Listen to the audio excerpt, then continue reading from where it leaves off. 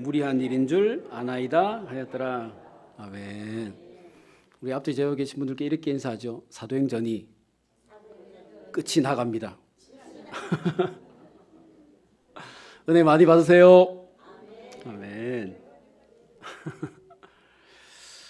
제가 계속 이제 강의를 하고 있는데 성경 한 권 한 권이 끝날 때마다 이런 바람이 있어요. 우리 성도들이 이 성경을 쓸 때 원저자들이 기대했던 바들이 있잖아요.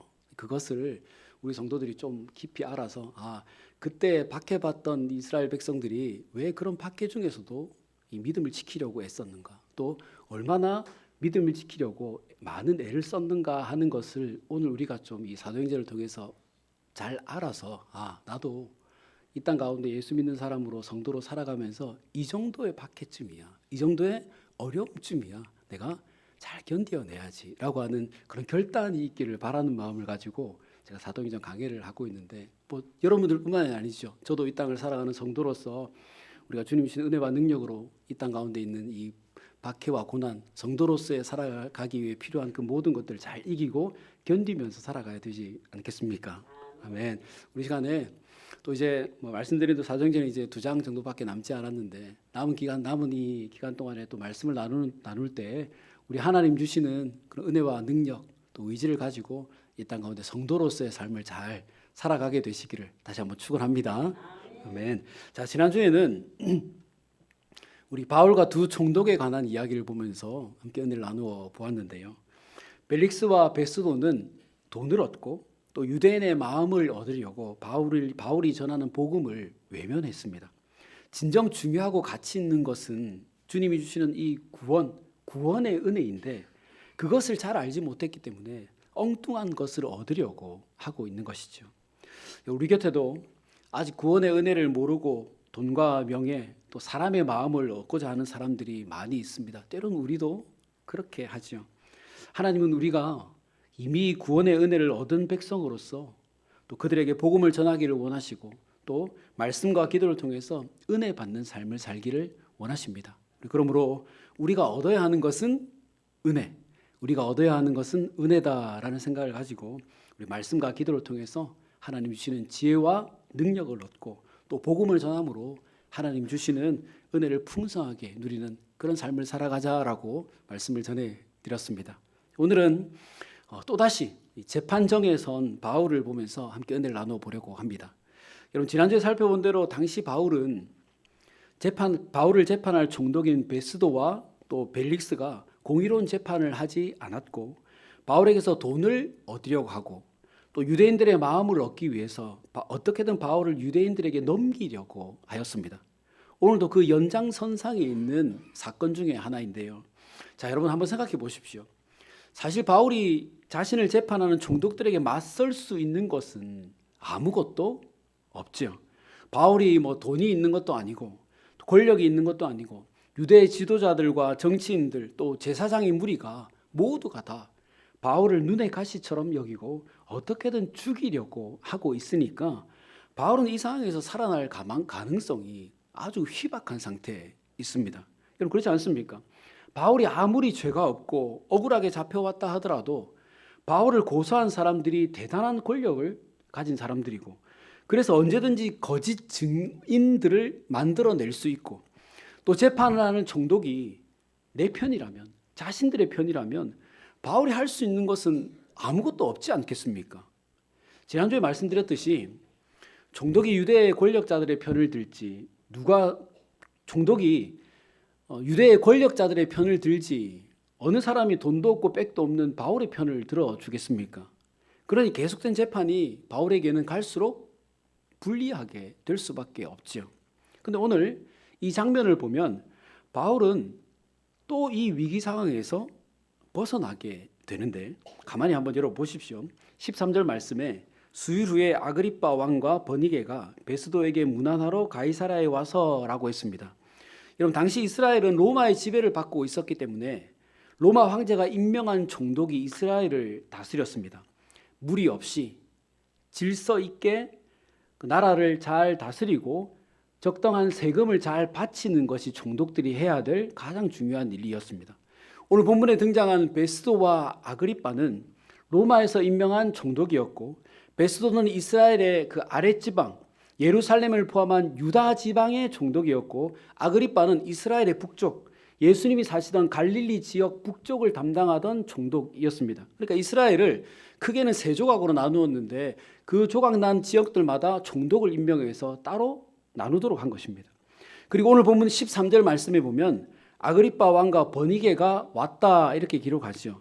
여러분, 아그리빠에게는 두 명의 누이가 있었는데 그 중에 한 명이 버니게, 오늘 같이 온 이 버니게였고, 또 다른 한 명이 드루실라라고 하는 여자였는데 이 드루실라가 누구냐면 베스도의 아내였습니다.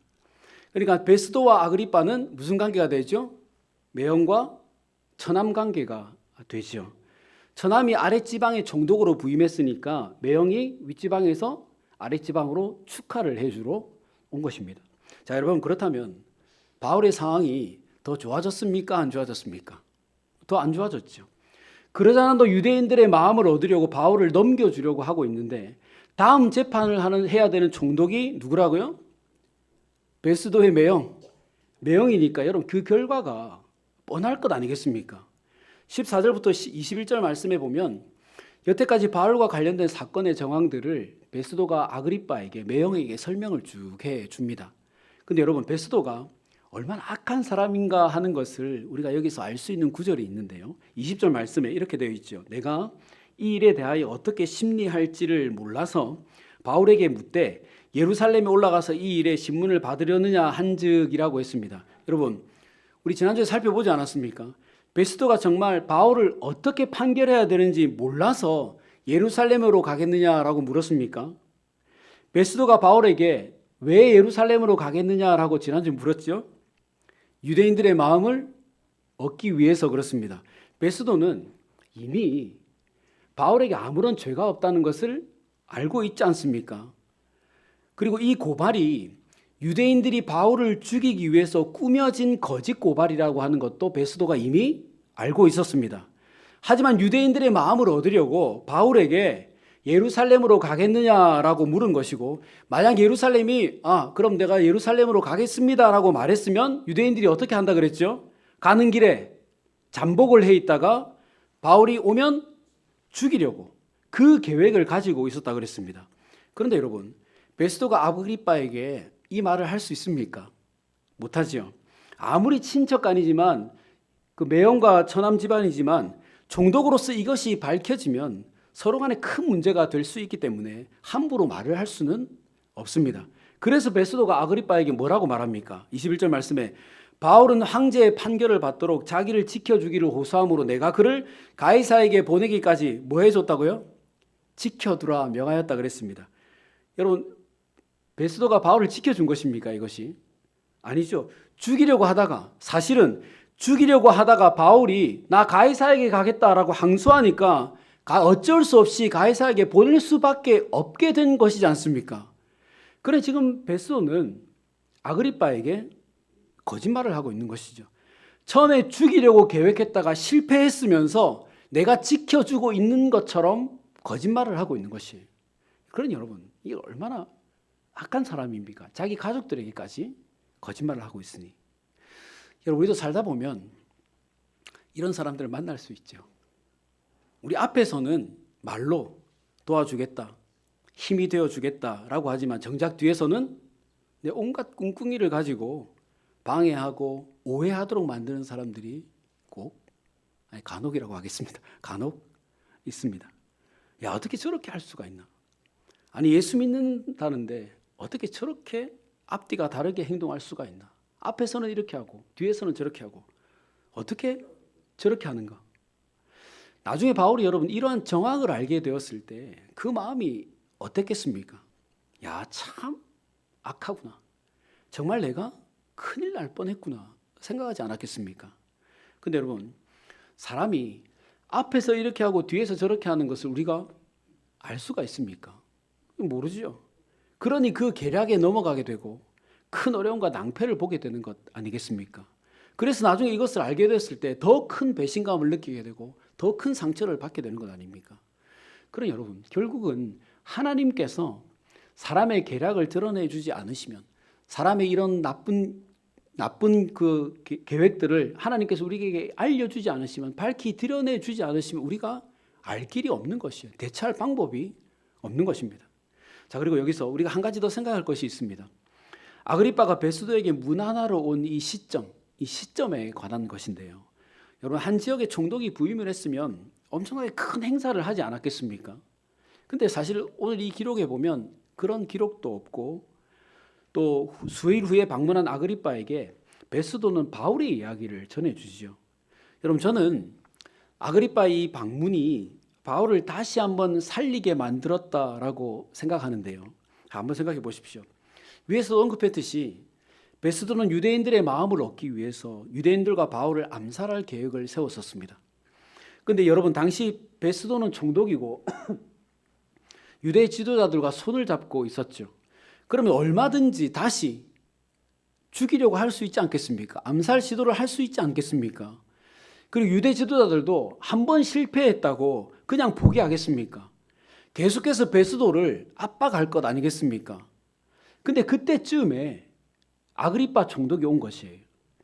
그러니 바울이 큰 위기 상황에 몰려 있을 때, 그때쯤에 아그리빠가 지금 부임 행사를 하는 날도 아닌데 난데없이 베스도를 방문하러 내려왔다는 것입니다. 자, 그리고 또 한번 보십시오. 22절 말씀에 아그리빠가 베스도의 이야기를 다 듣고는 뭐라고 하죠? 나도 이 사람의 말을 들어보겠다, 이렇게 이야기합니다. 25절 말씀에 내가 살피건대 죽일 죄를 범한 일이 없더이다, 또 이렇게 말하죠. 26절 말씀에 그에 대하여 황제께 확실한 사실을 아뢰 것이 없으므로. 여러분, 무슨 말이죠? 이 말들이 22절, 25절, 26절 말씀이 지금 아그리빠와 베스도가 주고받는 대화의 내용인데, 결론적으로 무슨 말입니까? 아그리빠가 바울의 말을 듣고 싶어 했다라고 하는 말이고, 그리고 아무리 내가 살펴보아도 바울에게 죄가 없고, 황제에게도 특별히 바울이 무슨 죄 때문에 당신에게 상소를 했습니다라고 말할 제목이 없다는 것이에요. 그리고 26장 32절 말씀에 이 모든 재판이 다 마친 후에 아그리빠가 베스도에게 이렇게 이야기를 합니다. 이에 아그리빠가 베스도에게 이르되 이 사람이 만일 가이사에게 상소하지 아니하였더라면 석방될 수 있을 뻔하였도다라고 했습니다. 무슨 말이죠? 아그리빠가 아무리 생각해봐도 바울에게 죄가 없다는 것이에요. 여러분, 베스도와 아그리빠는 매형천암 관계입니다. 그리고 둘 다 총독이죠. 하지만 그 생각은 전혀 달랐습니다. 베스도는 어떻게든 죽이려고 했고, 아그리빠는 오히려 정의롭게 재판을 하려고 한 것입니다. 그러니 바울의 이 위기의 상황에 아그리빠가 등장함으로 바울의 이 위기를 극적으로 벗어날 수 있게 됐죠. 여러분, 한번 생각해 보십시오. 베스도가 그런 사람인데 찾아온 아그리빠도 베스도와 비슷한 생각을 가진 사람이라면, 유대인들의 마음을 얻으려고 어떻게든 바울을 죽일 수 있는 자리에 넘겨줄 만한 그런 사람이었다면, 불의한 사람이었다면 바울이 어떻게 됐겠습니까? 재판이 일사천리로 진행됐을 것 아니겠습니까? 죄 해서. 그래, 여러분, 아그리빠가 찾아온 이 시기가 절묘했다는 말이에요. 여러분, 그런데요, 오늘 이 사건을 보면 바울이 한 일이 있습니까? 바울이요. 바울은 한마디도 하지 않습니다. 아그리빠와 베스도 앞에 불려와 서 있기는 했지만 이들이 하는 대화 속에 아무런 말도 하지 않았습니다. 그저 가만히 서 있는 것, 이것이 바울이 한 전부입니다. 그런데 바울을 죽이려고 하는 베스도 총독과 아무것도 모른 채 베스도를 방문한 그 매형 아그리빠가 이 바울을 위기에서 벗어나도록 만들어 주었다는 것이에요.